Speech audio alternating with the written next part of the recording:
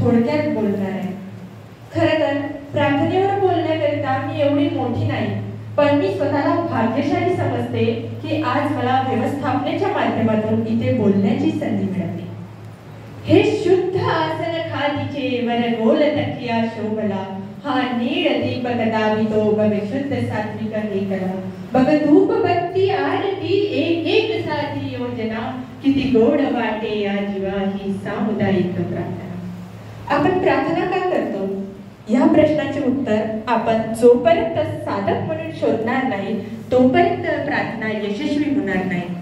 समजा आपल्याला गाव हे झाले आपले ध्येय आणि आपण धामणगावला कोणत्या मार्गाने पोहोचू शकतो हे झाले त्याचे मार्ग. तसंच जीवनाचं पण आहे. आपल्याला जर सुख शांती मिळवायची असेल, समाधान प्राप्त करायचे असेल तर सामुदायिक प्रार्थनेच्या मार्गाने आपण अंतिम ध्येयापर्यंत पोहोचू शकतो. वंदनीय महाराजांनी मनुष्याच्या विकासासाठी गुरुदेव सेवा मंडळाला 3 उपक्रम दिले.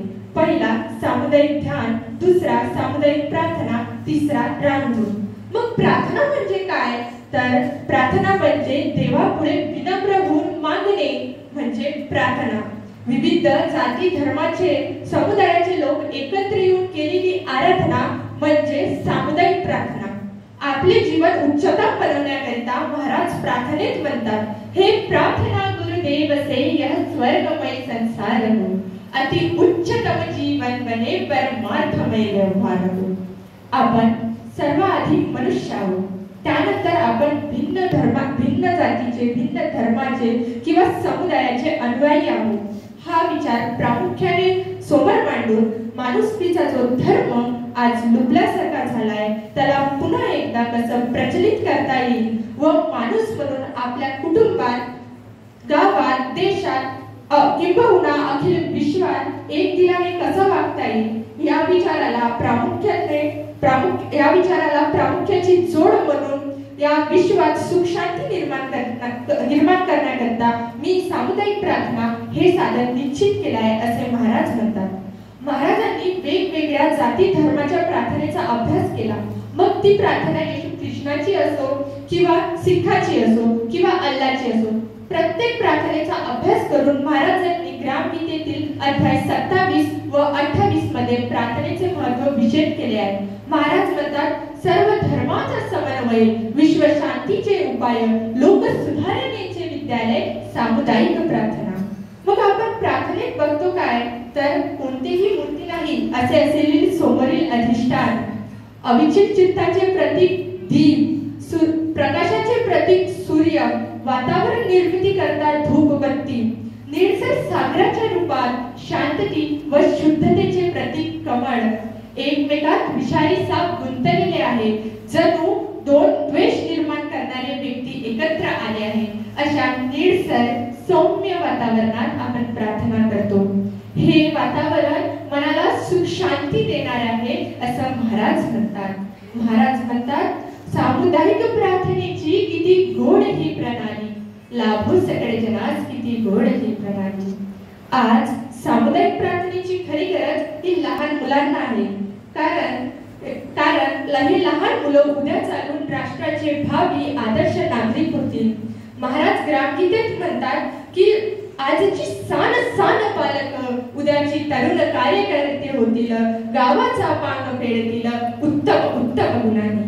महाराज प्रार्थनेवर एक श्लोक म्हणतात, पशु पक्षी कीटके किती बघ मेड करुणी राहती, आपत्ती येता कोणती संघटून या राहती, तू मानसाचा देह धरुणी काय तुझी भावना, निज कार्य शक्ती वरदना, कर सामुदायिक प्रार्थना, कर सामुदायिक प्रार्थना. या प्रार्थनेवरून मला माझ्यासोबत घडलेला एक प्रसंग तुम्हाला सांगावासा वाटतो. माझ्या घरापुढे एक विजेचा खांबा आहे. त्या खांब्यातून अनेक अशी तारे प्रत्येकाच्या घरी जाताना आहेत. त्या एका ताराला धक्का लागून एक कावळा जमिनीवर पडतो.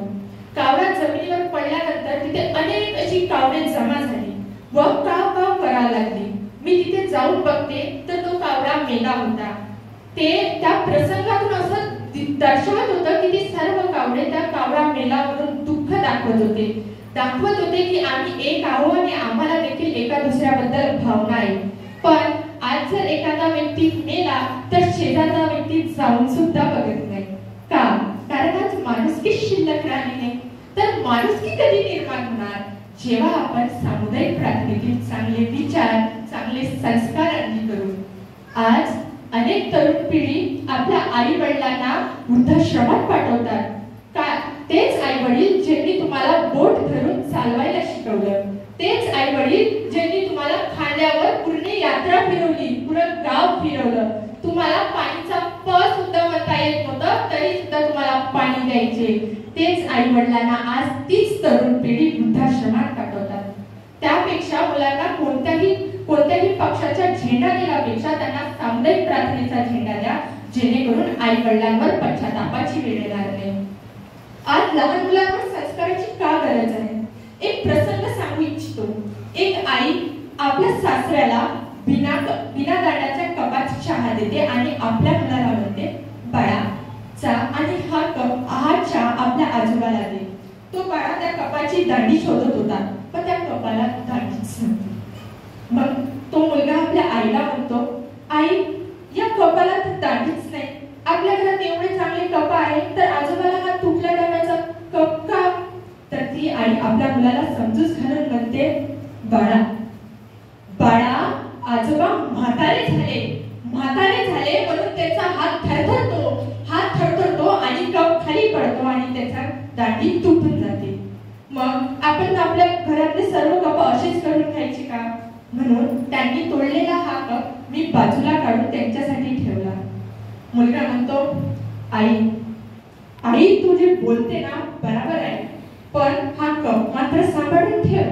ज्या वेळेस तू म्हातारी होशील ना, हाच कप मी तुला दे. म्हणून म्हणतात की आपण जे पेरणार तेच उगवणार, ते माणुसकीचं बी कधीच उगवणार नाही. म्हणून आज लहान लेकरावर संस्काराची गरज आहे. आपण प्रार्थना का करतो हा विचार ज्यावेळेस मात्र आपण करू, त्यावेळेस आपल्याला जर गावाची, आपल्या देशाची जर प्रगती साधायची असेल तर आपल्याला प्रार्थना ही नित्य नेमाने करावी लागेल. आपल्याला जर आपल्या देशाची प्रगती साधायची असेल तर पहिले आपल्याला आपल्या गावाची प्रगती साधावी लागेल. महाराज ग्रामगीतेत म्हणतात की गाव हा विश्वाचा नकाशा, गावावरून देशाची परीक्षा, गावाची भंगता अवदसा येईल देशा. महाराज एका कार्यक्रमात गेले होते. महाराज त्या एका भाषणात म्हणतात की विज्ञानाने बॉम्ब तयार केला. आज विज्ञानाने खूप प्रगती साधली. विज्ञानाने बॉम्ब तयार केला जो एका सेकंदात तालुका उद्ध्वस्त करतो. विज्ञानाने एसी तयार केला जो 5 मिनिटात वातावरण थंड करतो.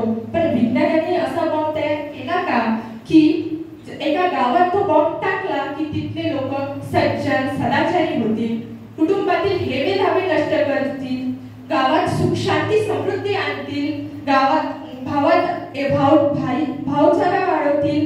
असं पण प्रत्येकाला असा विचार करतात, ते म्हणतात नाही असा बॉम्ब नाही तयार झाला. पण महाराज म्हणतात की असा एक बॉम्ब तयार झाला आहे आणि त्याचं नाव आहे सामुदायिक ध्यान आणि प्रार्थना. सरते काय तर आपण भाषण दिली, विचार दिली,